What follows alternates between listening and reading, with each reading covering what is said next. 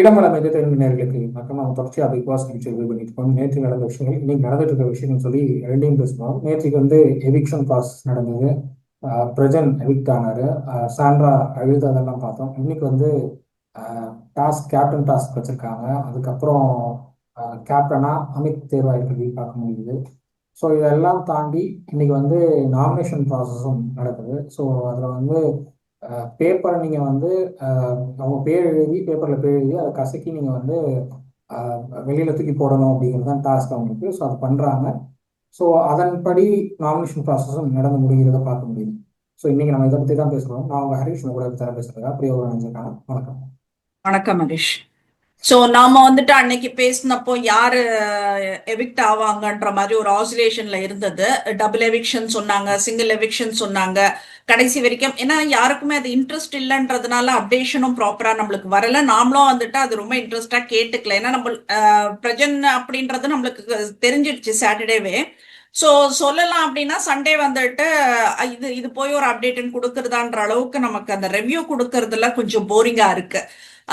இப்போ நாங்க எங்கனால எவ்வளவு மேக்சிமம் பண்ண முடியுமோ அவ்வளோ பண்ணி ரெவ்யூவை கொஞ்சம் இன்ட்ரெஸ்டிங்கா கொடுத்துட்டு இருக்கோன்றதான். நாங்க ஷோவை விட நாங்க எங்க ரெவ்யூ நல்லா தான் இன்ட்ரெஸ்டிங்கா கொடுத்துட்டு இருக்கோன்றத நாங்க என்ன சொல்றது மனசு அறிஞ்சு நாங்க சொல்றோம். நாங்க அதர் திங் என்ன அப்படின்னாக்கா பிரஜன் எனக்கு தெரிஞ்சு லாஸ்ட் வீக்கே எவிக்ட் ஆக வேண்டியவரோ அப்படின்ற ஒரு கொஸ்டின் மார்க் இருக்கு. கெமி அந்த கார் எல்லாம் வச்சு எவிக்ட் பண்ணலாம்ன்ற பிளான் இருந்ததோ அப்படின்ற மாதிரி ஒரு டவுட். சாண்ட்ரா பண்ணதுனால திரும்ப கூட்டிட்டு சாண்ட்ராக்கு கொஞ்சம் இது பண்ணிட்டு ஆறுதல் கொடுத்து நெக்ஸ்ட் வீக் கண்டிப்பா பிரஜன் போயே ஆகணும்னுட்டு ஏதாச்சும் சொல்லியிருக்காங்களான்றது எனக்கு தெரியாது. பட் இந்த அளவுக்கெல்லாம் ஒருத்தருக்கு இது பண்ணணுமான்றது எனக்கு தெரியல. கெமி வெளியில போனவங்க அழகா இன்டர்வியூ கொடுத்திருக்காங்க. அது ஒரு சீரியலே நடத்திட்டு இருக்காங்க உள்ளன்னு சொல்லிட்டு. சோ சாண்ட்ராவோட அழுகைய நான் கொச்சப்படுத்தல. But still there is a limit. இப்ப என்ன சொல்றது, நம்ம ஃபர்ஸ்ட் பஸ்ட் அவுட் ஆகிறதே கொஞ்சம் நேரம் எடுக்கும். ஒரு சம்பவம் நடந்துச்சுன்னா பஸ்ட் அவுட் ஆகிறதுக்கே கொஞ்சம் நேரம் எடுக்கும். பட் இமீடியட்டா என்ன சொல்றது, கட் அப்படின்னு சொன்ன உடனே இது பண்ற மாதிரி கிளாப் கட் பண்றது அப்பவே ஸ்டார்ட் சொன்னதுக்கு அப்புறம் உடனே இது பண்ணிட்டு கட்டுன்னு சொன்னதுக்கு அப்புறம் அந்த டிராமா முடியிற மாதிரி தான் சாண்ட்ராட்ட ரியாக்ஷன் இருக்கு. சோ எனக்கு அது ஜென்யூனா அப்படின்னாக்கா இல்லன்னுட்டுன்னு சொல்லுவேன் நானு. நேத்திக்கும் எனக்கு அது ரொம்ப ஓவர் பில்டப்பா இருந்தது. இவங்க ஓடி போறது வெளியில ஒன்ஸ் அந்த இதுவ ஸ்டெப் அவுட் பண்ணிட்டாங்கன்னா they have to close the door அப்படின்றதான் நான் சொல்லுவேன். அந்த அளவுக்கு சாண்ட்ரா ஒன்னும் தாங்கி பிடிக்கல இந்த ஷோவை.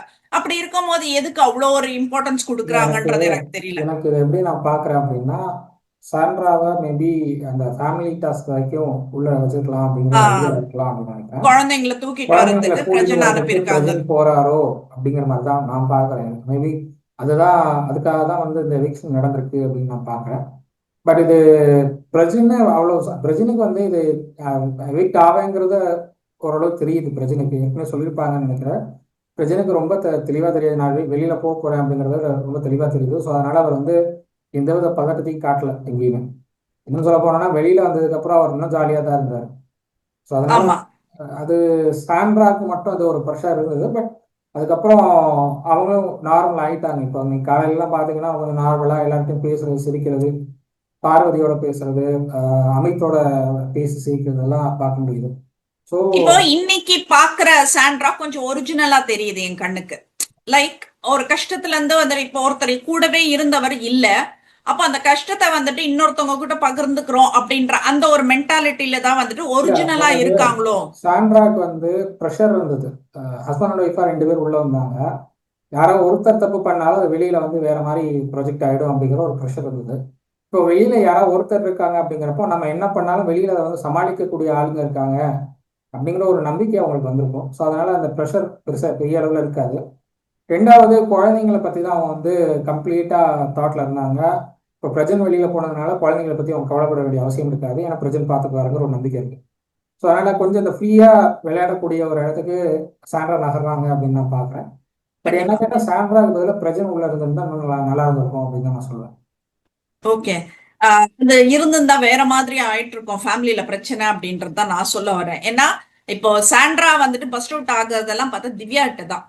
அப்ப திவ்யா வந்துட்டு நான் என்ன பண்ணேன் அப்படின்னுட்டுன்னு கேக்குறப்போ நீ என்ன பண்ண நீயே யோசிச்சு பாரு அப்படின்றத சொல்றாங்க. பிரஜன் கிட்டயும் திவ்யாக்கு வந்துட்டு திவ்யாக்கு அவங்க என்ன பண்ணாங்கன்னு இப்போ வரைக்கும் புரியல. அவங்களுக்கு என்ன பிரச்சனை போகுது அப்படிங்கிறது புரியல. இல்ல நம்ம நார்மலா டிஸ்கஸ் பண்ணிட்டோம் அத.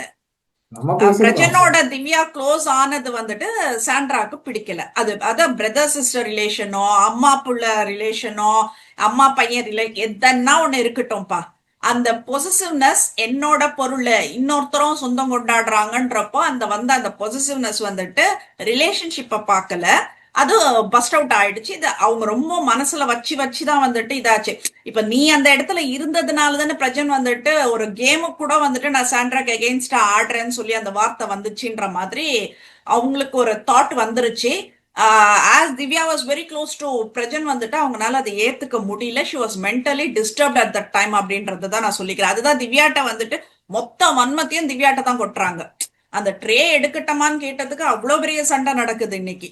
அது இப்பதான் கேட்கணுமானாக்கா நானும் அதை தான் கேட்கிறேன். அவங்க இப்பதான் போயிருக்காங்க, என்னத்துக்கு இப்ப ஏன் நீ உடனே கேட்ட அதெல்லாம் மாத்தணுமா அப்படின்றது என்னோட ஃபர்ஸ்ட் கொஸ்டின். இன்னொரு பக்கம் வந்துட்டு சாண்ட்ராவை ஆக்குபைடா வச்சுக்கணும்னு திவ்யா நினைச்சிருக்கலான்றது ஒரு பக்கம்.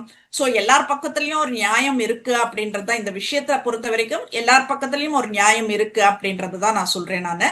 சோ சாண்ட்ரா வந்துட்டு இதுக்கு மேல அவங்களோட இண்டிபெண்ட் கேமை வந்துட்டு இண்டிவிஜுவல் கேமை இண்டிபெண்டா விளையாடுறதுக்கு ஒரு சந்தர்ப்பம் கிடைச்சிருக்கு. மஸ்ட் நாட் மிஸ் திஸ் அப்படின்றது தான்.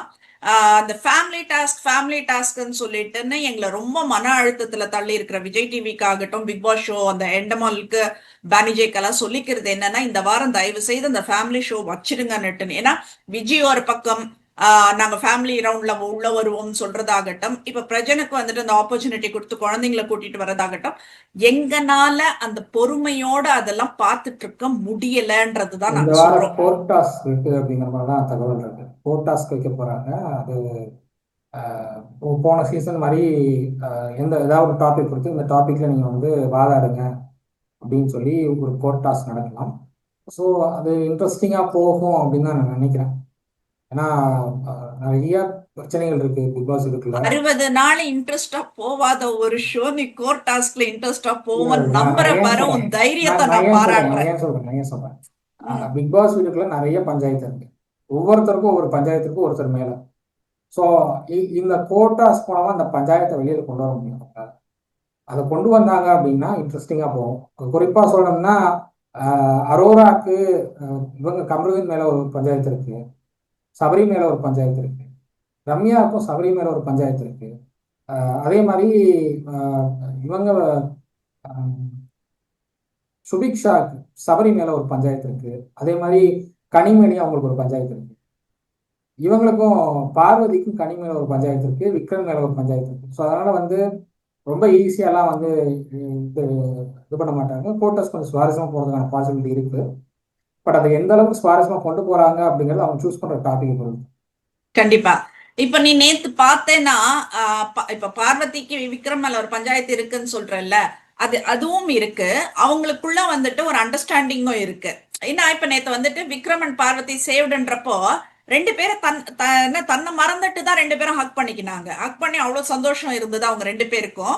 எனக்கு தெரிஞ்சு வந்துட்டு இது ஒரு ஹெல்த்தியான ஒரு ஃப்ரெண்ட்ஷிப் தான் நான் பாக்குறேன். என்னோட பார்வையில விக்ரமோடதும் பார்வதியோடதும் ஒரு ஹெல்த்தியான ஃப்ரெண்ட்ஷிப்பா தான் நான் பாக்குறேன். எனக்கு தெரிஞ்சு அந்த அளவுக்கு பியூரா இந்த வேற யாரோட ஃப்ரெண்ட்ஷிப்பும் அது உள்ள இல்ல இந்த நான் சீசன் அதை அப்படின்னு. ஃப்ரெண்ட்ஷிப்பா பார்க்கல. நான் அதை ஃப்ரெண்ட்ஷிப்பா பார்க்கல. பிக் பாஸ் வீட்டுக்குள்ள சஸ்டெயின் ஆகணும் அப்படிங்கிறது ஒரு பக்கம்.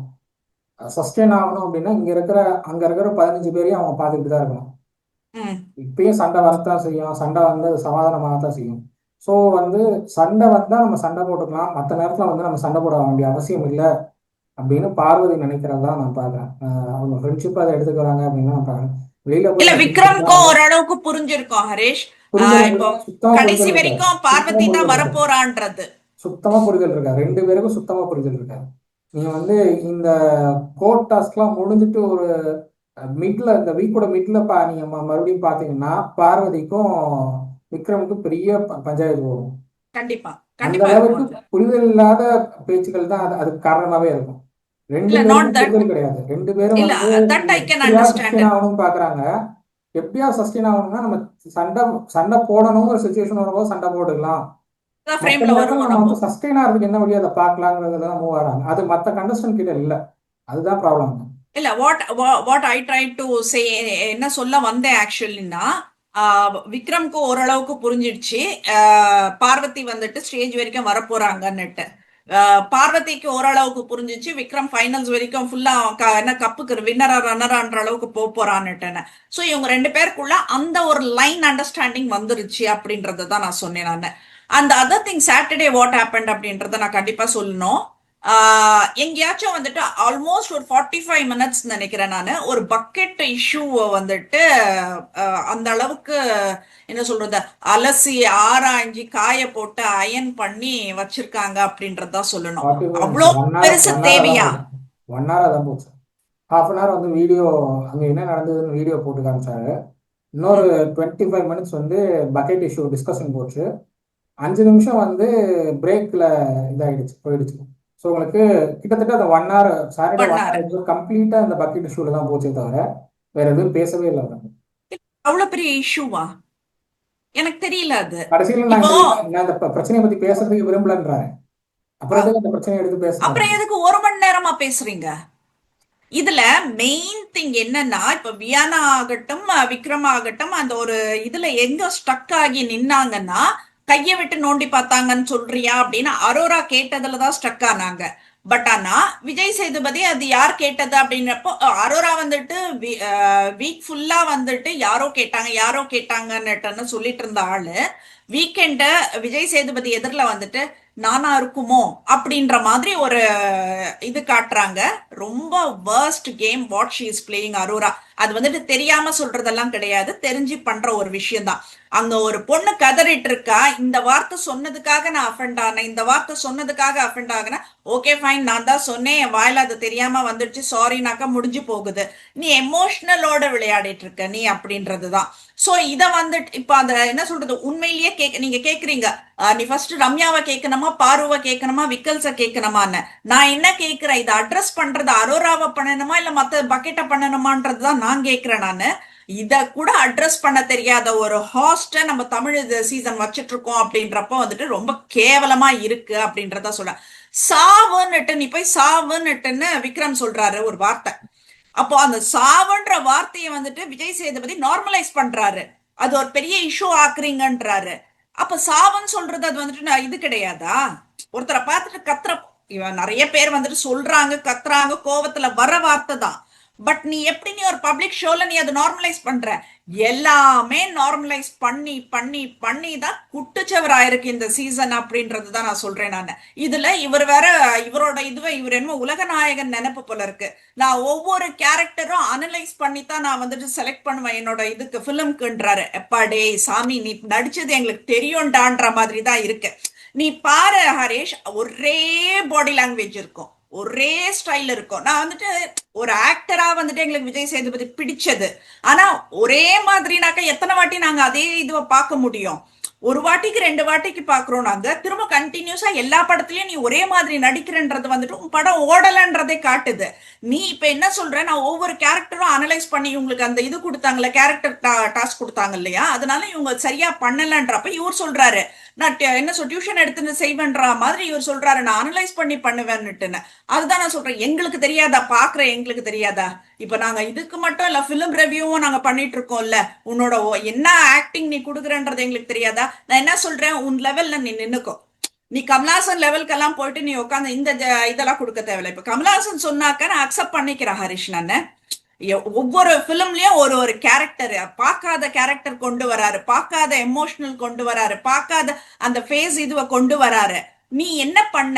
எல்லாம் ஒரே மாதிரி பண்ணிட்டு இன்னைக்கு அனலைஸ் பண்ணி பண்றாராமா. யூ ஆர் நாட் கமலஹாசன்ன்றத நான் சொல்றேன். You are not equal to Kamal Haasan. You don't talk about all those ஷிட்ன்றத தான் நான் சொல்றேன் நான். I am not okay with what happened on Saturday Sunday நினைக்கிறேன் நான் இது. ஸோ இது ஒண்ணு. கடைசியா அந்த ஹாட் சீட்ல இருக்க வேண்டியது கனியும் சுபிக்ஷாவும். நீ என்ன பண்ற, ஃபர்ஸ்ட் சேவ் பண்றது கனியும் சுபிக்ஷாவும் சேவ் பண்ற. இப்ப அவங்களுக்கு என்ன அண்டர்ஸ்டாண்ட் ஆகும்னு கேக்குறேன் நான். எனக்கு சுத்தமா இது புரியவே இல்லை. ஐயோ நிறுத்தியான்னுட்டுன்னு சொல்லிட்டேன். இதுல என்ன பண்றாங்க, அங்க வர்ற ஆடியன்ஸும் வந்துட்டு இவங்களுக்கு ஏத்த மாதிரி வந்துட்டு தாளந்தட்ட வைக்கிறாங்க. அது என்ன பே பண்றாங்கன்றத கூட தெரியல. ஒரு ஆடியன்ஸ் கிட்ட மைக்க கொடுத்துட்டு ஒரு கேள்வி இவங்களுக்கு சாதகமா கேட்டுட்டு இவங்களுக்கு சாதகமா ஒரு பதில சொல்றாங்க. ஆமாம் கேட்பாங்க தான். ஏன் நம்ம கமலஹாசனே கேட்டவங்க தான் நம்மலாம். அப்ப கமலஹாசன் வந்துட்டு அதுக்கான பதில் சொல்லிட்டு தான் இருந்தாரு. இந்த மாதிரி வந்துட்டு சோசியல் மீடியால இந்த மாதிரி கேள்விகள் வருதுன்றதுக்கு பதில் சொல்லிட்டு தான் இருந்தாரு. ஆனானப்பட்ட கமலஹாசனே அதை சொல்றப்போ உனக்கு என்ன நோங்குது அப்படின்றதுதான் வந்துட்டு நான் கேள்வி மைக் கேட்கணும். இஷ்யூ வந்து மும்தாஜ் மைக் இஷ்யூ எடுத்தாங்கன்னு நினைக்கிறேன் ஒரு சீசன்ல. ம். பிக் பாஸ் என்னை கூப்பிடாம நான் மைக் போட மாட்டேன் அப்படின்னு சொன்ன ஆமா மும்தாஜ சாட்டர்டே சண்டே எபிசோட் அந்த வீக்கெண்ட் எபிசோட்ல வந்து கமல்ஹாசன் வச்சு செஞ்சிருந்தார். ஆமா இதுதான் நீங்க பிக் பாஸ் கொடுக்குற மரியாதையான்னு கூப்பிட்டு அவ்வளவு இதா பேசினாரு. ஸோ வந்து ம் அந்த அளவுக்கு கண்டிப்பு கூட விஜய் சேதுபதியால் கொடுக்க முடியலன்னு நான் பார்க்குறேன். எல்லாரும் மைக் ப்ராப்ளம், யாருமே பெரும்பாலான நேரங்களில் யாருமே பெருசாக மைக் போறது இல்லை. சில பேர் மைக்கை ஒழுங்கா வியர் பண்றது கிடையாது. உங்களுக்கு பிக் பாஸ் எத்தனை முறை சொல்லுவாரு? ஒவ்வொரு நாளும் சொல்லிட்டு தான் இருக்காரு. அந்த அளவுக்கு ஒரு பிக் பாஸ் வாய்ஸ் கூட இந்த சீசன் வந்துட்டு ஒரு மரியாதை இல்லாத ஒரு சீசனா தான் நாங்க பாக்குறோம். நாங்க இதுல 60 நாள் போயிடுச்சு ஹரிஷ். இப்ப இந்த 10-15 நாள்ல வந்துட்டு ஒரு அட்வைஸ் சொல்லுவோம்ல. 15 நாள் ஆயிடுச்சு, நீங்க வந்து இன்னமும் வந்துட்டு புரியல, ஆட்டம் புரியலன்னுட்டு சொல்றீங்க. இது இப்படி பண்ணணும் அப்படி பண்ணணும்னுட்டுன்னு ஒரு அட்வைஸ் கொடுப்போம் இல்லையா? அது ஒரு 10 to 15 daysல கொடுக்க வேண்டாம். அந்த ஹனிமூன் பீரியட்னுட்டுன்னு ஒரு பீரியட் இருக்கு எப்பவுமே. ஒரு ஆஃபீஸ்க்கு போனாலும் சரி, எங்க போனாலும் அந்த ஒரு 1 month இல்ல ஒரு 10 days அந்த மாதிரி கொடுப்பாங்க. ஸோ நீ 100 daysன்றப்ப வந்துட்டு ஆல்மோஸ்ட் ஒரு 5 days போறோம் அந்த ஹனிமூன் பீரியட்ன்றது. அந்த 5 to 10 daysல நீ கொடுக்க வேண்டிய அட்வைஸ 60 நாள் முடிஞ்சு ரம்யா கொடுத்துட்டு இருக்க. அப்போ எங்களுக்கு எவ்வளவு டென்ஷன் ஆகும்னுட்டு கொஞ்சம் யோசிச்சு பாத்தியா? உன்னை நாங்க 2 சீசனா வச்சு நாங்க மாடு மாதிரி நாங்க கத்திட்டு உட்காந்துட்டு இருக்கோமே, எங்களோட நிலைமை என்னன்றது யோசிச்சியான்றதுதான். இப்ப என்னமோ உட்காந்து இன்னும் இருக்கிறது வந்துட்டு 40 நாள் தான். இந்த 40 நாளுக்கு வந்துட்டு நீ அட்வைஸ் பண்ணிட்டு உட்காந்துட்டு இருக்க ரம்யா கிட்ட, இப்படி பண்ணணும் அப்படி பண்ணணும். அந்த பொண்ணுதான் போறேன்னு சொன்னாலே விட்டுற வேண்டியது தானே. இப்ப இன்னைக்கு கூட அரோரா போயிட்டாங்க, கன்ஃபெஷன் ரூம்ல போய் உட்காந்துட்டு அழுதுட்டு நான் போறேன் அப்படின்னு சொல்றப்ப பிக் பாஸ் அதான் கேட்டாரு, யாரோ இங்க போறேன்னு சொல்லிட்டுன்னு சொன்ன மாதிரி இருக்கு, சே எஸ் ஆர் நோ, அவ்வளவுதான். நீ எஸ்ன்னு சொன்னா கதவை திறந்து அனுப்பிட்டு இருப்பாங்க, நீ கிளம்பி போயிட்டே இருமா அப்படின்னு சொல்லிட்டுன்னு. இது யார நீங்க விளையாட்டு காட்டுறீங்க? போறேன் போறேன்னு யார்கிட்ட விளையாட்டு காட்டுறீங்க? எல்லாருமே போங்கன்னு தான் நாங்க சொல்றோம். எங்களுக்கு சீக்கிரம் இதை முடிச்சு கொடுத்துருங்க, நாங்க அடுத்த வேலையை நான் பார்க்குவோம். எங்களுக்கு எலெக்ஷன் ஒர்க் எல்லாம் இருக்குது, நாங்க அடுத்த வேலைக்கு நாங்க ஜம்ப் ஆகணும். இதை உட்காந்துட்டு ஒண்ணுமே இல்லாத ஒரு ஷோக்கு நாங்க உட்காந்து ரிவ்யூ கொடுத்துட்டு இதை பாதி பண்ணி அதை பாதி பண்ணிட்டு நாங்க உட்காந்துட்டு இருக்கோம். நாங்க தயவு செய்து சீக்கிரம் முடிச்சு தொலைங்க. எல்லாருமே வந்துட்டு கதவு டோர் ஓபன் பண்ணுங்க, எல்லாருமே ஓடி போகட்டும்ன்றேன் நானு. யார் வந்துட்டு உண்மையிலேயே விளையாடணும்னு நினைக்கிறாங்களோ அவங்க மட்டும் நிக்கட்டோன்றதுதான். அவ்வளவு வஸ்ட். அதுவும் இந்த வீக்கெண்ட் வந்துச்சுனாலே வந்துட்டு எனக்கு இன்னும் ப்ரெஷர் ஏறுறது வந்துட்டு விஜய் சேதுபதி பார்த்தாதான். ஒரு ஷோவை கூட நடத்த தகுதி இல்லாத ஒரு ஆளு வந்துட்டு 2 சீசனா நீ நடத்திட்டு இருக்க, உனக்கு கூச்சமா இல்லையான்னு கேக்குற. அந்த சம்பளம் நீ சொல்ற என்ன சம்பளம் வாங்குறதுக்கு தானே நீங்க இங்க வந்திருக்கீங்க? அப்ப நீங்க சும்மாவே இருந்தாக்க எப்படின்னு ஏன் அரோராவை கேளு. ஏமா 60 நாள் ஆச்சு, நீ என்னம்மா வேலை செஞ்ச? இப்ப இன்னைக்கு எடுத்திருக்காங்க பாரு, கம்ருதின் எடுத்திருக்கான் பாரு, அவங்க கிச்சன் பக்கமே இது வரைக்கும் வந்ததில்ல அப்படின்னு சொல்லிட்டுன்னு. சோ வாஷிங்கும் பண்றது இல்லையா, ஏன்னா அலர்ஜி ஆயிடும். இது ஒரு சாக்கு, எல்லாருமே அலர்ஜி ஆயிடும் அலர்ஜி ஆயிடும். கிளவுஸ கொடுங்க. ஃபர்ஸ்ட் சீசன்லயே கொடுத்தாங்க ஹரிஷ் இந்த கிளவுஸ. கமலாசன் பீரியட் அப்ப ஃபர்ஸ்ட் இது பண்றப்பவே யாரோ சொல்றாங்க எனக்கு அலர்ஜி ஆகுதுன்றப்ப உடனே கிளவுஸ் வந்துருச்சு, கிளவுஸ போட்டுட்டு பண்ணுங்க அப்படின்னு சொல்லிட்டுன்னு. அவங்க ஒர்க் அவங்க செய்ய வேண்டியது தானே. டாஸ்க் என்னன்றது அது எந்த குரூப்ல போடுறாங்களோ அதுக்கேத்த வேலை. அப்போ நீ நமக்கு தெரியாது இத்தனை நாளா வந்துட்டு அரோரா ஒண்ணுமே செய்யலன்றது. இன்னைக்கு கம்ருதீன் வந்துட்டு சமய சந்தர்ப்பத்தை பயன்படுத்திக்கினா கிளீனா சொல்றான், அவங்க இது வரைக்கும் கிச்சன் டீம் பக்கமே வரல. இப்ப இது ஃபங்கஸ் இது அதனால சொல்றதுக்கு தெரியுது வந்து அவங்க இந்த இதுல போடுங்க அப்படின்னு சொல்றப்பதான் ஒன்னொன்னா வருது. அவங்க இது வரைக்கும் வெசல் வாஷ் பண்ணதில்ல, இது பண்ணதில்ல, அது பண்ணதில்ல. சோ நீ 60 நாளா என்ன பண்ணிருக்க? ஒரு பையனை டெம்ப் பண்ணிட்டு உட்காந்துட்டு இருக்க. ஒருத்தன் இல்லைன்னா இன்னொருத்தன்னுட்டு டெம்ப் பண்ணிட்டு உட்காந்து ஷோவை அடல்ட் ஷோவை மாத்திட்டு உட்காந்துட்டு இருக்க. உனக்கெல்லாம் என்ன அவ்வளவு இது தேவைப்படுதுன்னுட்டு தான் நான் கேட்கிறேன் நானு. அப்போ இந்த 60 நாட்களும் வந்துட்டு விஜய் சேதுபதி ஒரு ஹாஸ்டா இருந்து இதை கேள்வி கேட்கலன்றதே வந்துட்டு காரி துப்ப வேண்டிய விஷயம் அப்படின்றத நான் சொல்றேன் நானு. இதுல இன்னொன்னு, அந்த சுபிக்ஷா ஸ்டார்ட் பண்றப்பவே அந்த பாட்டு சத்தியமா முடியல எங்கனால. அந்த பாட்டு நிஜமாவே எங்களுக்கு முடியல. அதை இதோட ஸ்டாப் பண்ணிங்க. போன சீசன் எல்லாம் வந்துட்டு அந்த சுமிதா ஹார்ட் விட்டு விட்டு நாங்க அவ்வளவு டென்ஷன் ஆனோம். இதுல கடி ஜோக்கு ஏதோ கவிதை நட்டனோன்னு தூக்கிட்டு வந்துட்டு அது பேசுவோம் பாரு, அது அவ்வளவு எரிச்சலா இருந்தது. நான் சுபிக்ஷா வந்துட்டு அந்த பிளேஸ ரீப்ளேஸ் பண்ணிருக்காங்க அப்படின்றதுதான் நான் சொல்றேன் நானு. இன்னைக்கு நடந்த விஷயம் ஹரிஷ், அரோரா இப்ப இவன் கம்ருதீனுக்கும் அரோராக்கும் நடந்தது. இவங்க என்ன பண்றாங்க, வெளியில தூங்க முடியலன்னுட்டுன்னு போயிட்டு மேடம் கன்ஃபெஷன் ரூம்லயே போய் படுத்துட்டாங்க. அதுக்கப்புறம் வந்துட்டு இவர் வராரு, எனக்கும் வயிறு இருக்கு, சாப்பிடணும், பசிக்குது அப்படின்றதெல்லாம் இவர் சொல்றாரு, விஷயத்த சொல்றாரு, என்னன்னு கேக்குறாரு. துஷார் வந்துட்டு என்னால போயிட்டான்னுட்டுன்னு கம்ருதீன் சொல்றான். எனக்கு அது சொல்றப்ப எனக்கு இதுவா இருக்குனாக்கா அவர் அழகா முடிச்சு விட்டாரு அந்த சாப்டரை. ஏன்னா வந்துட்டு ஃபீலிங் கில்ட்டி அப்படின்றத சொல்லிட்டாரு, அவ்வளவுதான் முடிஞ்சிடுச்சு. நீ நீ வந்துட்டு குற்றவாளின்றத வந்துட்டு அவர் அந்த ஒரு ஸ்டேட்மெண்ட்ல சொல்லிட்டாரு, அவ்வளவுதான். துஷார் போனதுக்கு நீ மட்டும்தான் ரீசன். அவர் திருப்பி திருப்பி கேட்கிறாரு இல்ல, துஷாருக்கு வந்துட்டு ஒரு கொரியன் டான்ஸ் தெரியும்ன்றது வந்துட்டு அவனோட சொந்த கதை சொல்றப்பதான் தெரியும், கடந்து வந்த பாதை சொல்றப்பதான் தெரியும். அப்போ அது எத்தனை வாட்டி இங்க ஆடினா, அவன் ஸ்பெஷலிஸ்ட் இந்த ஸ்பெஷலைஸ்ட் இன் தட்ன்றப்போ எத்தனை வாட்டி ஆடினா, 2 வாட்டி ஆடினா. ஏன் ஆடல? இப்ப ஒரு ஃப்ரெண்டா இருந்தாக்க நம்ம என்ன பண்ணுவோம், அதை பண்ண இப்போ சுபிக்ஷாக்கு என்ன பண்றாங்க எல்லாம், வராத விஷயம் நம்மளுக்கு எரிச்சல் ஆகுற அளவுக்கு வந்துட்டு இது பண்றாங்க. இப்ப விக்ரம் கூட என்ன சொல்றாரு, அந்த பொண்ணு நல்லா பாடுதுன்னு தெரியாம சொல்லிட்டனோ என்னமோ, அது தொடர்ந்து அதையே பண்ணிட்டு இருக்கு அப்படின்ற மாதிரி சொல்றாங்க. ஃப்ரெண்ட்ஷிப்ன்றது இதுதான், உனக்கு என்ன இருக்கோ அதை மோட்டிவேட் பண்ணிட்டு அது எங்க எரிச்சல் ஆகுதோ இரிட்டேட் ஆகுதோ அதை வந்துட்டு பாயிண்ட் அவுட் பண்றதுக்கு பேர் தான் ஃப்ரெண்ட்ஷிப். நீ உட்காந்து என்ன பண்ற, எந்த நேரமும் அந்த கம்ருதீனை உட்கார வச்சுட்டு பார்வதி வந்துட்டு நானா இருந்தா அந்த இடத்துல இப்படி பண்ணிருப்பேன், நீ எப்படி கம்ருதீன் அதை பேசுற நான் கேட்பேன் நானு அப்படின்னுட்டுன்னு நீ என்ன என்ன சொல்ற, கம்ருதீனா உன் பக்கம் இழுக்கிறதுக்கு நீ வந்துட்டு வேற மாதிரி ட்ரை பண்ற. இதையே அரோரா என்ன பண்றாங்க, கனி விக்ரம் இவங்களெல்லாம் உட்கார வச்சு சாப்பாடு தான் சாப்பிடுறியான்னு திவ்யாவை கேக்குறாங்க. யாருன்னா ஒருத்தர் கேள்வி கேட்டீங்களான்னு கேக்குற, உசுப்பேத்தி விடுற.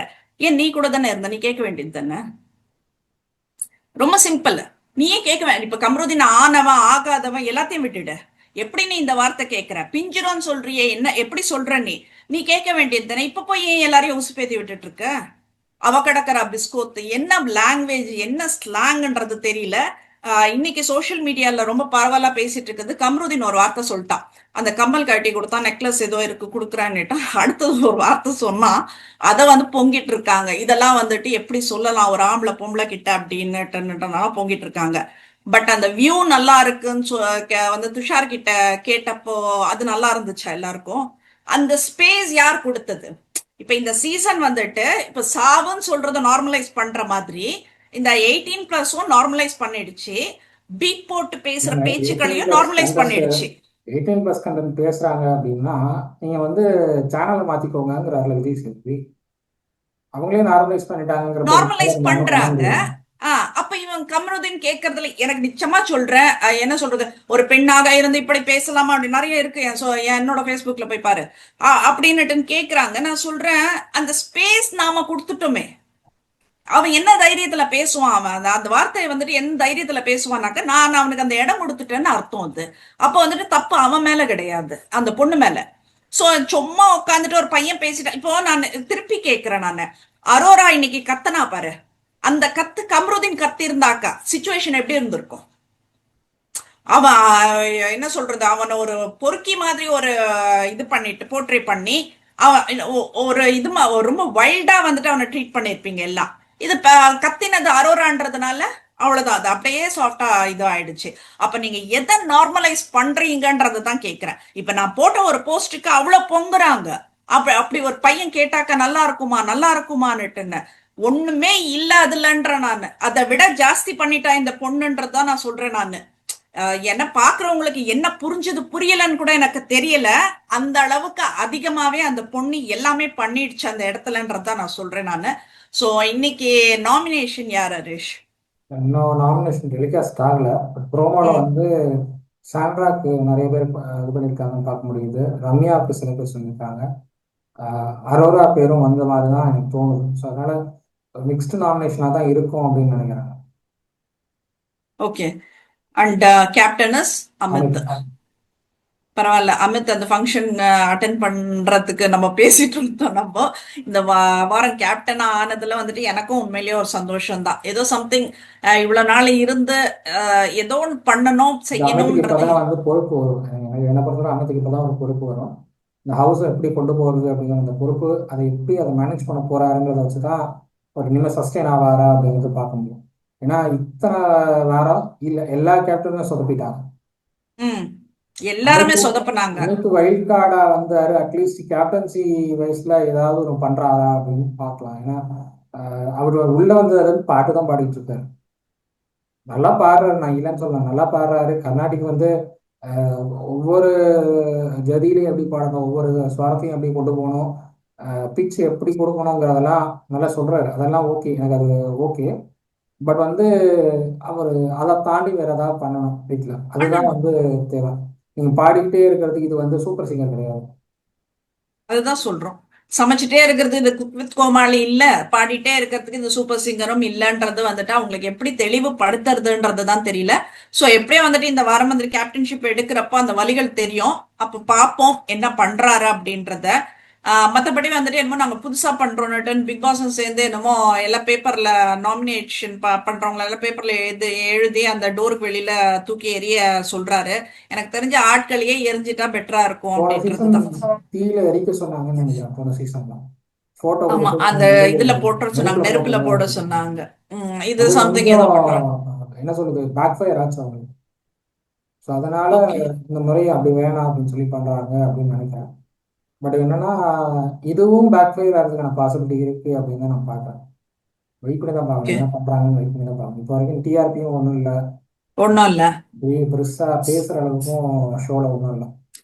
ஷோல ஒன்னும் இல்ல. நான் வீக்கெண்ட் வரைக்கும் நான் சைலண்டா தான் இருக்கேன். இந்த வீக்கெண்ட் வந்துட்டு விஜய் சேதுபதி ஒரு பெர்ஃபார்மன்ஸ் பண்றாரு பாரு. கமல்ஹாசனுக்கு நிகர் நான் தான்ற மாதிரி பண்ணிட்டு இருக்கிறப்பதான் கோவம் வருது. இப்ப இன்னைக்கு பாரு, நாம இது எப்பயோ பேசின வார்த்தைகள் எல்லாம் இன்னைக்கு வருது. இன்னைக்கு சோசியல் மீடியால வந்துட்டு அரவிந்த் சாமி போட்டோ போட்டுட்டு இவர் பிக் பாஸ் இது ஹோஸ்ட் பண்ணாக்க நல்லா இருக்கும்னு போட்டுட்டு இருக்காங்க. இதை தானடா நான் காலங்காலமா சொல்லிட்டு இருக்கேன் அப்படின்றதான் நான் சொல்றேன் நானு. இவருக்கு சுத்தமா தகுதியே இல்லை. இன்னும் சொல்ல போனா இவர் ஹாஸ்ட் பண்ண ஷோ எல்லாம் ஃபிளாப் தான் ஆயிருக்கு. சோ தயவு செய்து இந்த சீசனோட இந்த ஆளை அனுப்புங்கன்றதுதான். எனக்கு இது ரொம்ப டென்ஷன் ஆயிடுச்சு ஹரிஷ் சொன்ன வார்த்தை. நான் ஒவ்வொரு கேரக்டரும் அனலைஸ் பண்ணி எடுத்தேன். ஐயோ பண்றது நீ ஒரே ஒரு கேரக்டர் தான் எல்லா படத்துலயும், அப்புறம் என்னத்த நீ அனலைஸ் பண்றன்ற மாதிரி இருந்தது. சோ நம்ம பிலிம் ரிவ்யூக்கு போக வேண்டான்றதுனால நான் விஜய் சேதுபதி டச் பண்ணல. ஆஸ் அ ஹீரோ, ஒரு ஆர்டிஸ்டா வந்துட்டு எனக்கு விஜய் சேதுபதி பிடிக்கும். பட் இது வந்துட்டு ஹாஸ்ட் பண்ற அளவுக்கு தகுதி அவருக்கு இல்லைன்றதுதான் நான் சொல்லுவேன். நான் இதுல வந்துட்டு மைக்க கொடுத்து ஒருத்தர் கொஸ்டின் கேட்க வச்சுட்டு உங்களை திட்டுறாங்களே நீங்க எப்படி எடுத்துக்கிறீங்க அப்படின்னாக்கா, இன்னும் திட்டுட்டோம் நான் எடுத்துக்கிறேன் அப்படின்ற மாதிரி எல்லாம் ரொம்ப பெருந்தன்மையா பேசிட்டு இருந்தாரு. ஓகே ஃபைன், என்ன சொல்றது, நான் எப்படியோ நம்ம திட்டுறது போய் காதுல விழதான் போதாங்க. சோ ஓகே ஃபைன்ன்ற மாதிரி தான் இருந்தது. சோ வாட் எல்ஸ் ஹரிஷ், வேற என்ன? எல்லாம் இன்னைக்கு அந்த போயிட்டு பாலோ பால் இருக்கோம். டாஸ்க் நினைக்கிறேன். ஆமா. அது ஒன்றும் பெரிய கேப்டன் அளவில் டாஸ்க் பேசலாம். அது. கேப்டன் தாஸ் தான், அது ஒன்றும் பெருசாக பேசுகிற அளவுக்குலாம் ஒன்றும் இல்லை. அது ம். ஒன்றும் பெரிய அளவில் பேசுகிற அளவுக்குலாம் ஒன்றும் இல்லை. டாஸ்க்கு எல்லா சீசன்லையும் இந்த டாஸ்க் தான் வச்சுட்டு இருக்காங்க. ஏதாவது ஒன்று வித்தியாசமாக பண்ணால் பெட்டராக இருக்கும். வித்தியாசமாக எதுவுமே இல்லைங்கிறப்போ அதில் ஒன்றும் பேசுறதுக்கு ஒன்றும் இல்லை. இதுக்கு முன்னாடி சீசன்ல எல்லாம் நம்மளுக்கு டாஸ்க்ல எல்லாம் அவ்வளவு இன்ட்ரெஸ்ட் இருக்காது. வர்றப்போ வந்துட்டு ஓகே இந்த டாஸ்க நல்லா பண்ணாங்க, இந்த டாஸ்க் நல்லா பண்ணல, அவ்வளவுதான் சொல்லிட்டு இருந்தோம். ஏன்னா ஒவ்வொருத்தரோட பெர்ஃபார்மன்ஸ் அப்படி இருந்தது. பட் இந்த சீசனுக்கு வந்துட்டு டாஸ்க் ஒழுங்கா கொடுத்தா போறோன்ற மாதிரி இருக்கு. அட்லீஸ்ட் அது அதுலயாச்சும் 3 நாள் ஓடுமேன்றதுதான். ஸோ எந்த டாஸ்க்குமே இது வரைக்கும் உருப்படியா வரல. ஸோ பார்ப்போம் என்ன நடக்குதுன்றது. ஸோ இன்னைக்கு அவ்வளவுதான் நினைக்கிறேன். நம்ம பேசுனதோட முடிஞ்சு போகுது. இது என்ன சொல்றது, வாரத்துக்கு 2 நாள் 3 நாள் போட்டா கூட போருமா இருக்கும்னு நினைக்கிறேன் ரிவ்யூ. அந்த அளவுக்கு மொக்கையா இருக்கிற சீசனை நாங்க கொஞ்சம் இன்ட்ரெஸ்டிங்கா ரிவ்யூ கொடுத்துட்டு இருக்கோம் அப்படின்றதுல எங்களுக்கு அந்த பெருமை இருக்கு. அந்த பெருமையை நீங்களும் எங்களுக்கு சேர்த்து விடுங்க அப்படின்றதுதான். ஹோட்டல் சரீஷ். அதெல்லாம் கவர் பண்ணிப்போம், பார்க்கலாம் என்ன நடக்குதுங்கிறத பார்த்து அது பார்த்து பேசலாம். Okay Harish, thank you.